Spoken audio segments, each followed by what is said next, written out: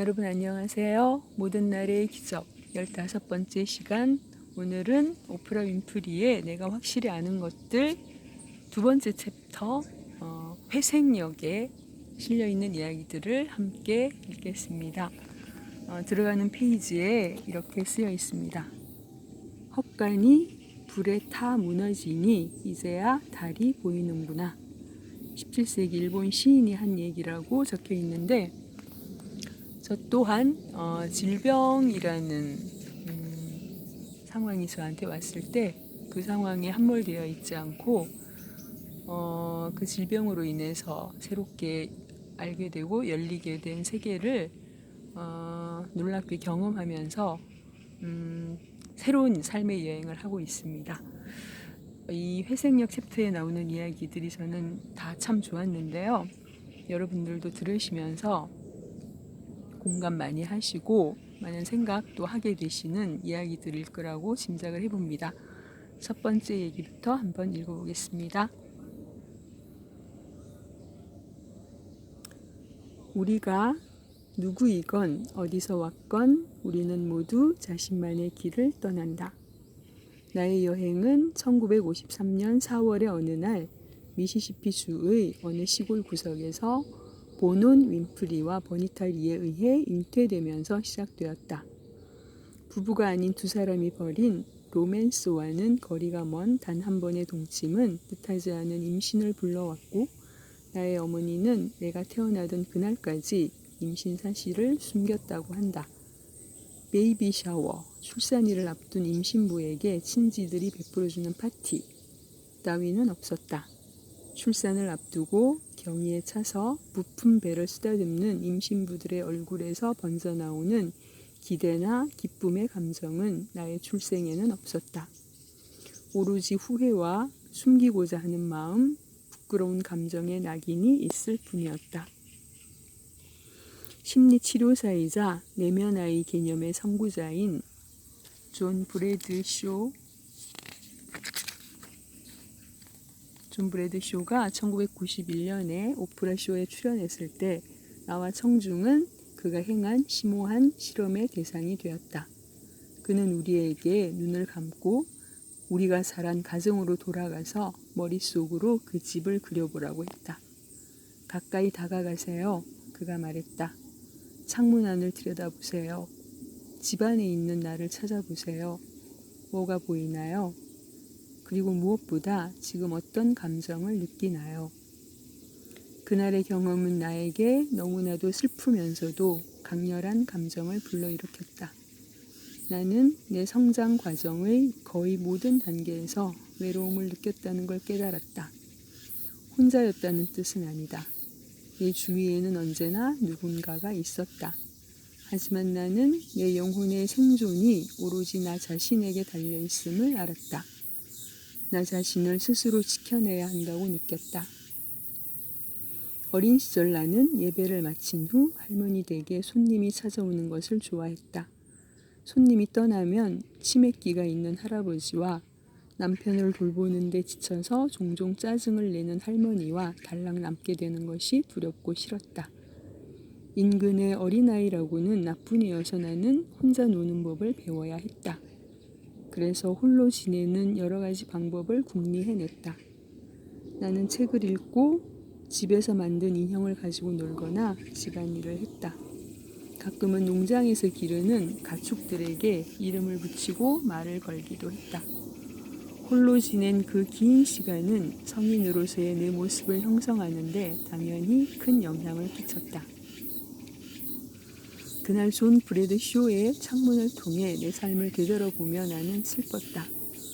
나와 가장 가까운 사람들이 내가 얼마나 깜찍한 성격의 꼬마 숙녀인지 깨닫지 못하는 것처럼 보였기 때문이다. 하지만 지금은 내가 강해졌다는 느낌도 받았다. 어쩌면 당신도 나와 같을지 모르겠다. 당신도 나처럼 자신을 가치 없는 존재라고 여기게끔 하는 경험을 가지고 있을지도 모르겠다.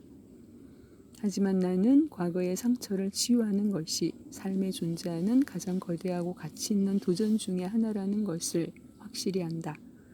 그러기 위해서는 지금의 내 모습을 가지게 한 씨앗이 언제 어떻게 뿌려졌는지 아는 것이 중요하다.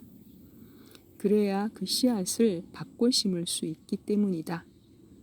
그리고 그것은 당연히 다른 누구도 아닌 나 자신의 책임이다. 우리가 사는 이 우주에는 반박할 수 없는 법칙이 하나 있다. 우리는 각각 자신의 삶에 책임이 있다는 것이다. 나의 행복이나 불행이 다른 사람의 책임이라고 생각하는 것은 시간 낭비다. 우리는 반드시 용기를 내어 타인에게서 받지 못한 사랑을 자신에게 주어야 한다. 내 성장을 위한 새로운 기회가 매일 어떻게 찾아오는지 눈여겨보는 것부터 시작해보자. 어머니와 싸우다가 매듭짓지 못하고 묻어둔 의견 차이가 배우자와의 언쟁에서 어떻게 튀어나오는지, 나는 쓸모없는 사람이라고 생각하는 무의식적인 감정이 내가 하는 그리고 내가 하지 않는 모든 일에 어떻게 모습을 드러내는지 살펴보자. 그러한 경험을 통해 삶은 우리에게 과거에서 벗어나 온전한 한 인간이 되라고 촉구한다. 주의를 기울여보자. 나의 선택 하나하나가 나만의 길을 닦을 기회를 준다. 끊임없이 움직이자. 한껏 속도를 내자. 다음, 우리가 마주하는 모든 고난은 우리를 아프게 쳐서 무릎을 꿇게 하는 힘이 있다. 하지만 충격 그 자체보다 우리를 더 좌절하게 하는 것은 고난을 견뎌내지 못하리라는 두려움이다. 발밑에서 땅이 흔들리면 우리는 어쩔 줄 몰라 쩔쩔맨다. 우리가 알고 있는 모든 것을 잊어버리고 두려움에 묶여 옴짝달싹 못하게 된다. 무슨 일이 일어날 수도 있다는 생각만으로도 우리는 균형을 잃는다. 지진이 나도 버티기 위해서는 내가 서 있는 위치를 바꾸는 수밖에 없다는 것을 나는 확실히 안다. 삶에서 매일 일어나는 진동을 피할 수는 없다. 살아있으면 누구나 겪을 수밖에 없는 일이기 때문이다. 나는 그러한 경험이 일종의 선물이라 믿는다. 그로 인해 우리는 중력의 새로운 중심점을 찾아 여기저기 발을 디뎌보게 되기 때문이다. 그러니 주위가 흔들릴 때 뻣뻣하게 버티며 저항하는 대신 그러한 경험을 우리의 위치를 바꿀 기회로 여기고 받아들이자. 균형은 현재의 순간에만 존재한다. 대지의 흔들림을 느낄 때 자신을 지금 이 순간으로 이끌어오자. 마음만 굳게 먹으면 다음 순간 닥치는 진동을 당신은 잘 이겨낼 것이다. 지금 이 순간 당신은 여전히 숨쉬고 있다. 지금 이 순간 당신은 살아남았다. 지금 이 순간 당신은 더 높은 곳으로 이어지는 길을 발견하고 있다. 다음, 내게는 오랫동안 거의 혼자만의 비밀로 숨겨둔 과거가 있었다. 나에 대해서라면 모르는 것이 없는 친구 게일에게도 사귄 지 여러 해가 지나서야 비밀을 고백할 수 있었다. 연인인 스테드먼에게도 마찬가지였다. 비밀을 나눠도 될 만큼 안전한 사이라는 확신이 들 때까지 나는 아무에게도 그 이야기를 하지 않았다. 나는 10살부터 14살 때까지 성적 학대를 당했고 그로 인해 성적으로 문란해져서 14살에 임신까지 했다는 사실이다. 당시에 나는 너무 수치스러워서 의사가 내 볼록한 배와 부은 발목을 알아챌 때까지 임신 사실을 숨겼다. 1968년에 나는 아이를 낳았고 그 아이는 몇 주 후 병원에서 숨을 거뒀다. 그 후 나는 학교로 돌아왔고 누구에게도 그 사실을 말하지 않았다. 사실이 알려지면 퇴학을 당할까봐 두려웠다. 나는 혼자만의 비밀을 품은 채 미래로 향했고 누군가가 알게 되면 그들이 자신들의 삶에서 나를 쫓아낼 거란 생각에 항상 겁이 났다. 결국 나는 용기 내어 학대받은 과거를 공개했지만 그때까지도 여전히 수치심에 젖어 있었고 임신 사실만은 끝까지 숨겼다.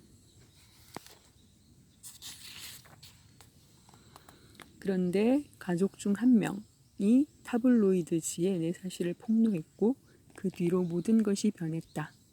나는 큰 충격을 받았다. 상처받았고 배신감을 느꼈다. 그 사람이 어떻게 내게 이런 짓을 할 수 있을까? 나는 울고 또 울었다.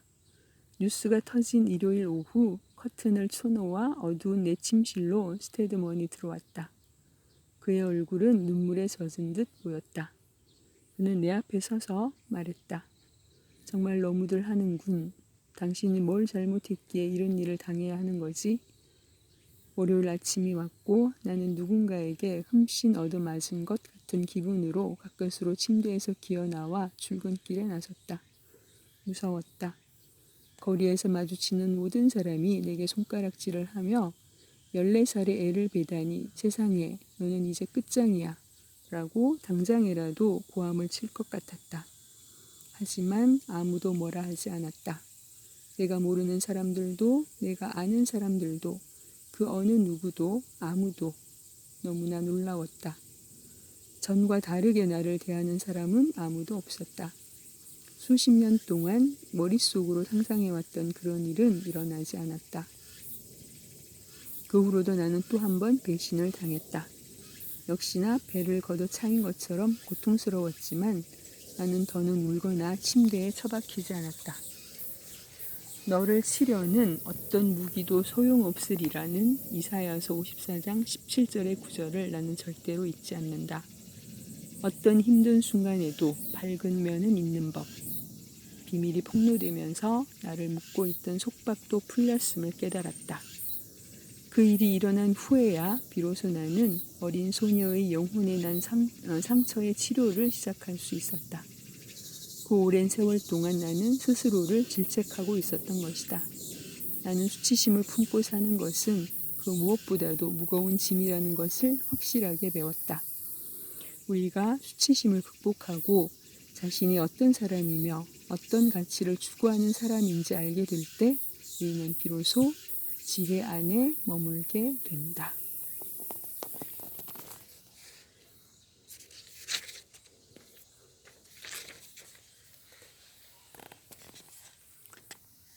다음 얘기는 짧은데요.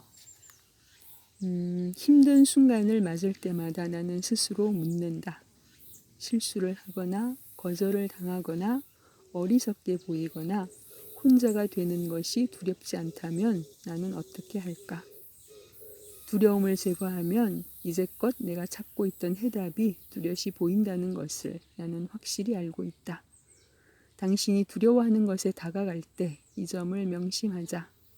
만약 무엇이든 해보고자 마음을 열면 당신이 치르는 가장 고된 투쟁은 당신의 가장 훌륭한 강점으로 이어질 것이다. 당신이 치르는 가장 고된 투쟁은 당신의 가장 훌륭한 강점으로 이어질 것이다.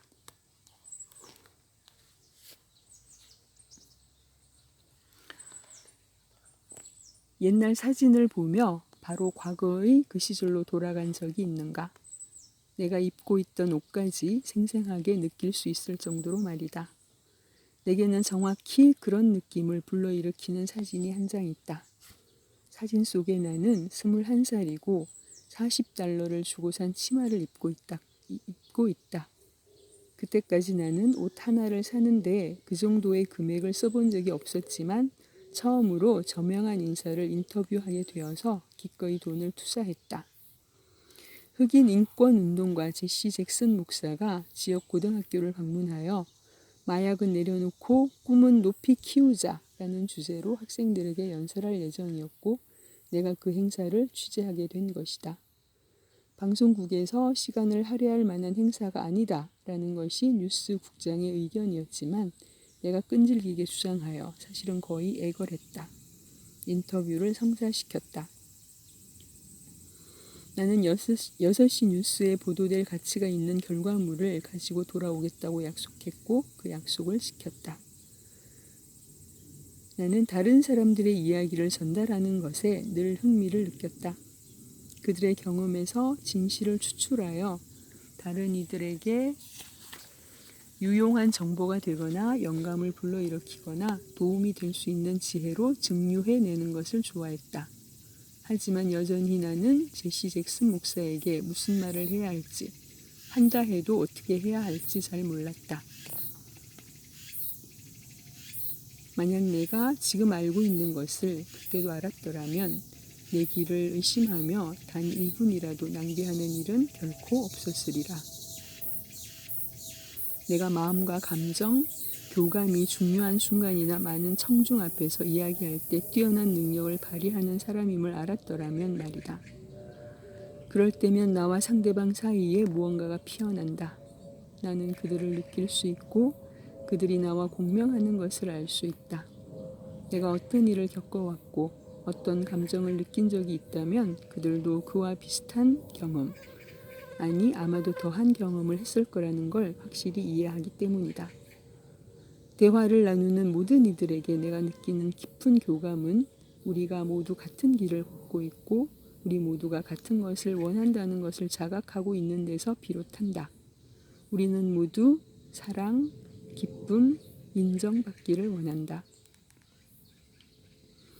당신이 지금 어떤 역경을 마주하고 있더라도 이 점만은 꼭 기억하길 바란다. 삶이라는 캔버스는 매일 우리가 겪는 경험과 행동, 반응과 감정으로 채워지며 그 붓을 움직이는 것은 우리 자신이라는 사실을 말이다. 내가 이것을 21살에 알았더라면 많은 눈물과 자기 의심의 시간을 아낄 수 있었으리라. 우리가 모두 자신의 인생을 그리는 예술가이며 원하는 만큼 다채로운 색깔로 한껏 붓질할 수 있다는 걸 알았더라면 그것은 내 삶의 크나큰 발견이 되었을 것이다.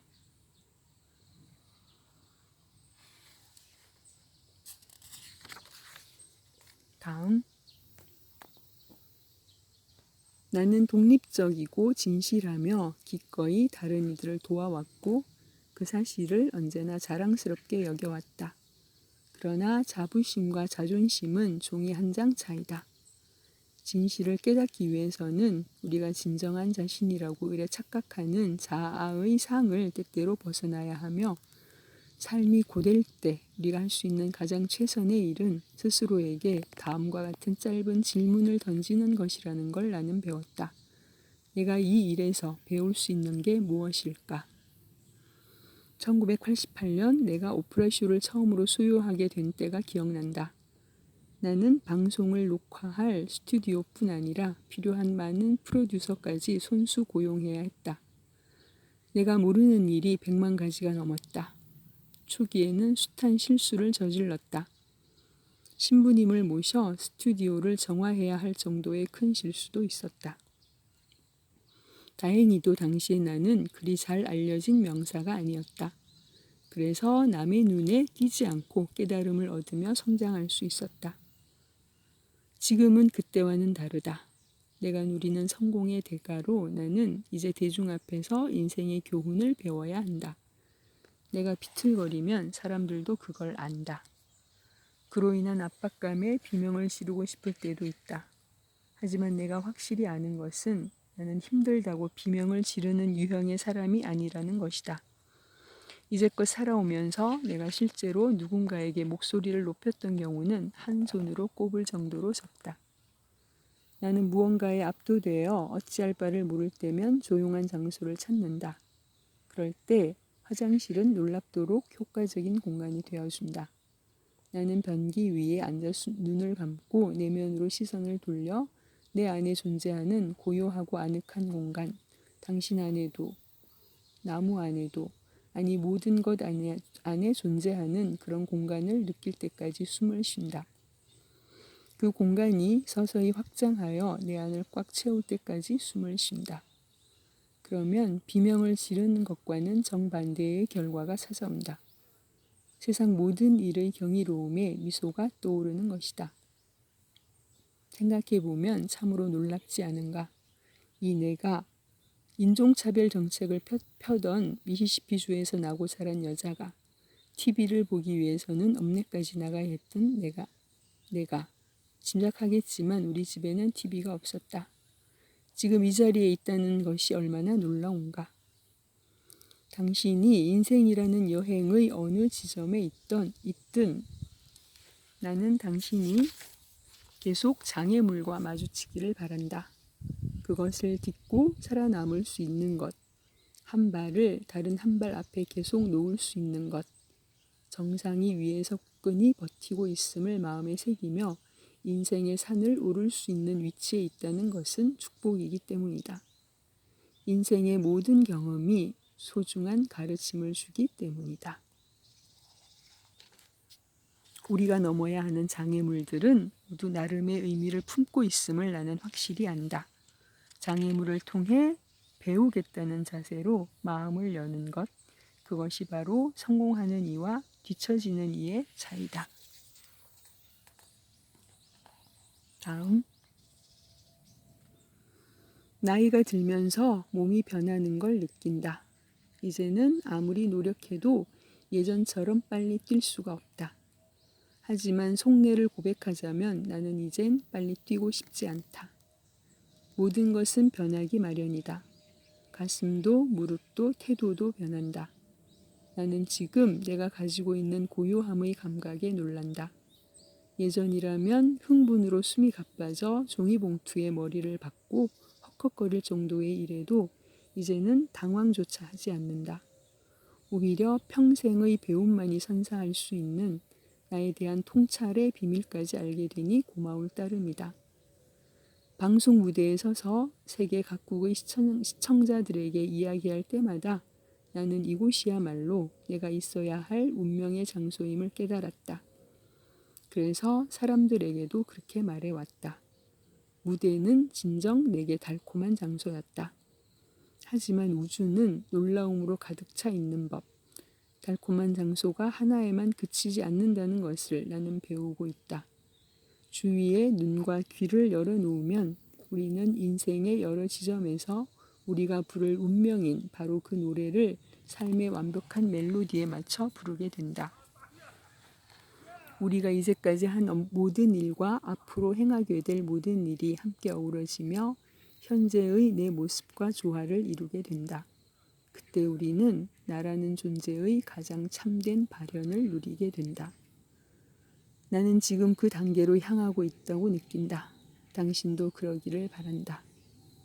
성공을 쫓는 과정에서 마주치는 어두운 그림자가 실은 우주가 내게 새로운 방향을 보여주기 위해서 준비한 거라는 사실을 완전히 이해하게 되면서 나는 내가 배운 가장 위대한 교훈 중 하나를 완벽하게 내 것으로 만들 수 있었다. 당신도 삶에서 마주치는 경험을 그런 식으로 바라본다면 하나하나가 기적이 되고 축복이 되며 기회가 된다. 만약 내가 1977년에 볼티모어의 6시 뉴스 앵커 자리에서 쫓겨나지 않았더라면 오프라 쇼를 시작할 기회는 제때 오지 않았을 것이다. 살아가면서 만나는 장애물을 가치 판단 없이 그 자체로 바라볼 수 있다면 당신은 소망의 장소로 당신을 인도해 줄 길에 대해 결코 믿음을 잃지 않을 것이다. 그렇기에 나는 확실히 안다. 미래의 당신, 즉 당신이 되어야 할 그 운명적인 존재는 지금 당신이 있는 바로 이곳으로부터 진화한다.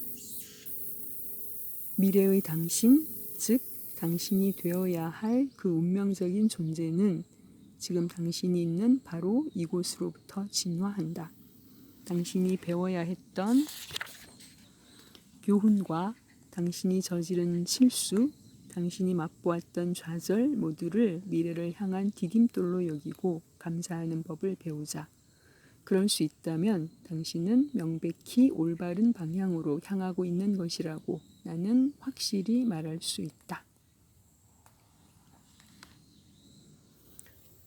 다음, 어려운 일이 닥치면 나는 종종 도니 맥클러킨이 지은 꿋꿋이 그 자리에 라는 복음성가를 듣는다. 할 수 있는 것은 다 했건만 결코 충분하게 느껴지지 않을 때 무엇을 해야 하나. 내 모든 것을 다 주었건만 여전히 너무 힘들 때 어떻게 해야 하나. 대답은 노래의 간결한 후렴구에 있다. 그저 서 있으면 돼. 강인함은 바로 거기에서 비롯된다. 역경을 마주하고 꿋꿋이 걸어 헤쳐나갈 수 있는 우리의 능력에서 피어난다. 의연한 사람들이라고 해서 의심이나 두려움, 피로를 모르는 것은 아니다. 그들도 힘들어한다. 하지만 그런 순간이 와도 우리는 믿음을 가질 수 있다. 더는 버틸 수 없다고 느끼는 순간에도 힘을 내서 딱 한 발짝만 더 내딛는다면, 인간이 가지고 있는 그 놀라운 불굴의 정신을 일깨운다면 인생이 주는 가장 심오한 교훈을 배울 수 있으리라는 그러한 믿음 말이다. 내가 확실히 아는 것이 있다면 고난과 역경과 저항 없이는, 그리고 종종 고통이 없이는 강인함이란 존재하지 않는다는 점이다. 두 손을 치켜들고 제발이라고 외치게끔 만드는 문제들이야말로 우리의 근성과 용기, 자기 단련과 결연한 자세를 길러주는 존재들이다. 나는 나보다 먼저 이 세상에 왔고 상상도 못할 어려움의 시험에 들고서도 살아남은 이들에게서 강인함에 의지하는 법을 물려받았다. 내 할머니와 할아버지, 자매들, 이모와 고모들, 형제들이 바로 그들이다.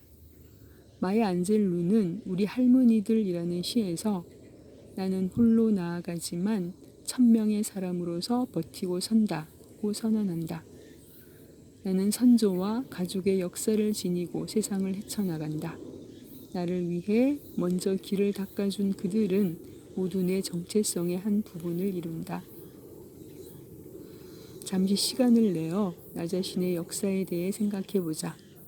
어디서 태어났다거나 어떻게 자랐다는 데 그치지 말고 내가 여기 이곳 지금 이 순간에 있을 수 있게끔 이바지한 상황에 대해서 생각해보자. 그렇게 살아가면서 상처 입거나 겁에 질린 때가 있었다면 어떤 순간이었나? 짐작건대 누구나 그런 일을 몇 번은 겪었으리라. 하지만 정말 놀랍게도 우리는 여전히 이곳에 있다. 여전히 꿋꿋하게. 회색역 챕터는 이렇게 끝이 납니다. 다 참 와닿는 얘기들이라서 빼놓지 않고 다 읽었습니다. 여러분들께서도 여러 느낌들을 가지고 들으셨으리라고 생각이 됩니다. 다음 시간에는 세 번째 챕터 교감에 대해서 함께 생각할 수 있는 이야기들을 읽기로 하겠습니다. 함께 해주셔서 감사합니다.